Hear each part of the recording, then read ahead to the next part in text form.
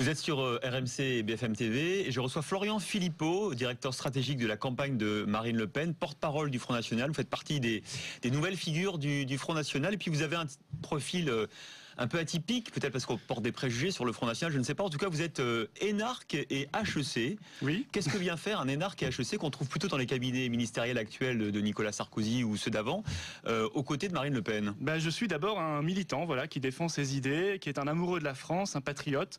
Et j'estime que la meilleure candidate pour défendre ses idées, c'est Marine Le Pen. Donc j'ai désiré la rejoindre et l'aider dans son combat. Vous travaillez au ministère de l'Intérieur, je crois. Je suis en disponibilité, mais je viens effectivement du ministère de l'Intérieur. Est-ce que vous êtes la taupe, notamment, qui donne à Marine Le Pen les chiffres sur la délinquance? Non. Au ministère de l'Intérieur, il y a 250 ou 300 000 personnes. Et il y a effectivement plusieurs fonctionnaires très courageux qui ont pu donner des éléments, mais ce n'est pas moi. Voilà. Alors on va parler du programme de Marine Le Pen, puisque vous êtes chargé de la stratégie du Front National. On va parler d'économie notamment. D'abord, pour commencer, vous savez que l'emploi, ça sera sûrement le sujet principal de la campagne 2012. On va probablement franchir le cap des 10% de chômage pendant la présidentielle. Ça veut dire 3 millions de chômeurs, 5 millions si on ajoute tous ceux qui sont en chômage partiel subi. Qu'est-ce que vous faites pour retrouver de l'emploi français? Écoutez, effectivement, le mandat Sarkozy, c'est 1 million de chômeurs en plus. Alors la solution de l'UMP, c'est on va faire un sommet pour l'emploi le 18 janvier. On a déjà eu 72 sommets pour l'emploi en 10 ans. Donc je crois que ça n'est pas la solution. Le PS va décongeler les emplois jeunes, rebaptisés emplois de génération. En réalité, ces partis-là sont coincés dans leurs vieilles recettes qui n'ont pas marché parce qu'ils refusent d'aller sur les vrais sujets. Et le vrai sujet, c'est bien sûr la question de la réindustrialisation de la France. Parce que la France est devenue un pays sans usine. J'imagine que vous avez vu l'étude qui est sortie dans les Échos, je crois, hier. 900 usines de moins en 3 ans. Tout à fait. Mais 500 de plus en même temps. Il y a eu 500 créations d'usines. Mais le solde net, c'est moins 400. C'est moins 400 et c'est 500 000 emplois industriels détruits depuis que Nicolas Sarkozy est président de la République. Tous les candidats disent comme vous. Tous les candidats disent réindustrialisation du pays. Oui, depuis quelques semaines, à l'approche de l'élection présidentielle, effectivement, on entend M. Bayrou, M. Hollande, l'équipe de Sarkozy.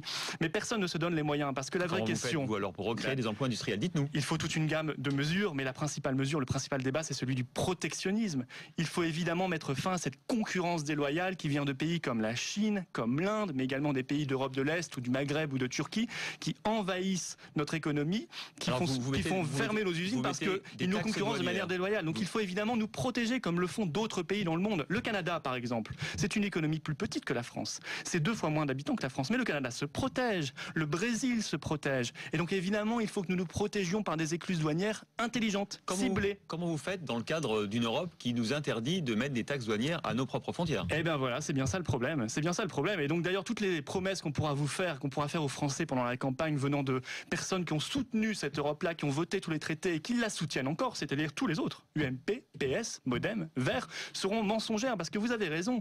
L'article 206, notamment du traité de Lisbonne, il interdit ces protections aux frontières. Et donc nous sommes cohérents. Nous nous donnerons les moyens de cette politique de protection aux frontières en remettant à plat ces traités. Donc vous dénoncez les traités, vous en sortez? Non, il est tout à fait possible de les renégocier. Vous voyez, un pays comme le Royaume-Uni, lorsqu'il n'est pas d'accord avec certains éléments des traités parce qu'ils vont contre son intérêt national, parce qu'ils vont contre l'emploi, eh bien il n'accepte pas ces éléments. La France doit faire pareil. La France doit défendre ses intérêts nationaux. Ça va très mal aujourd'hui, il est fortement endetté. Le Royaume-Uni sort de 10 ans de croissance supérieure à la France parce qu'il n'a pas eu ce boulet accroché au pied qui s'appelle l'euro, la monnaie unique.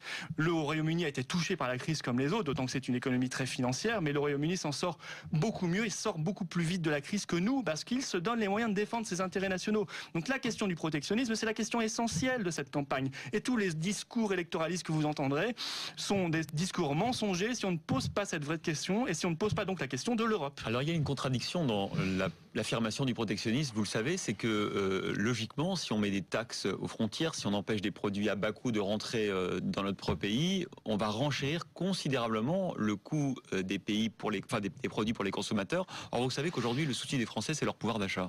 Oui, mais ça c'est une vision qui est la vision du système. Alors on essaie de faire peur aux Français en disant les prix vont augmenter, les prix à l'importation. Objectivement, si vous mettez des taxes aux frontières, le prix des produits augmente. Vous êtes d'accord? Oui, mais non, pas du tout. Je vais vous expliquer ce que c'est que le pouvoir d'achat. Le pouvoir d'achat, c'est les prix, mais c'est aussi les salaires ou c'est l'emploi. Aujourd'hui, les Français sont soit au chômage, soit voient leur salaire stagner parce qu'il y a une pression à la baisse sur leur salaire à cause de cette concurrence déloyale. Et donc évidemment, si vous engagez un vaste plan stratégique de réindustrialisation réindustrialisation de la France, de reconquête de l'emploi et des usines. Évidemment, vous allez donner de l'emploi et vous allez faire augmenter les salaires et mettre fin à cette pression à la baisse sur les salaires. Donc le consommateur sera gagnant. Et par ailleurs, sur la hausse des prix, excusez-moi, mais le premier facteur de hausse des prix, et tout le monde le sait depuis des années, mais ce sont les amis du pouvoir, donc personne n'en parle. C'est évidemment la grande distribution. Parce que le t-shirt chinois que vous retrouvez vendu 10 €, alors que cette grande distribution, cette marque de grande distribution l'a acheté 27 centimes, il y a peut-être un petit problème de marge. Et la vraie question, c'est de s'attaquer à ces marges, marge avant, marge arrière de la grande distribution. C'est une politique qui doit être menée en parallèle de cette politique de mise en place de protection aux frontières. Et enfin, j'explique très clairement les choses. J'ai toujours dit, et Marine Le Pen l'a toujours dit, nous voulons des quotas d'importation et des écluses douanières comme le font les autres pays du monde, ciblés en fonction de normes sociales, sanitaires, environnementales, qui ne toucheront donc pas toutes les importations, mais qui toucheront les pays qui nous concurrencent de manière déloyale. Pas les autres. Nous sommes pour la concurrence lorsqu'elle est loyale. Et vous croyez qu'on peut réindustrialiser complètement le pays, c'est-à-dire qu'on peut refabriquer des téléviseurs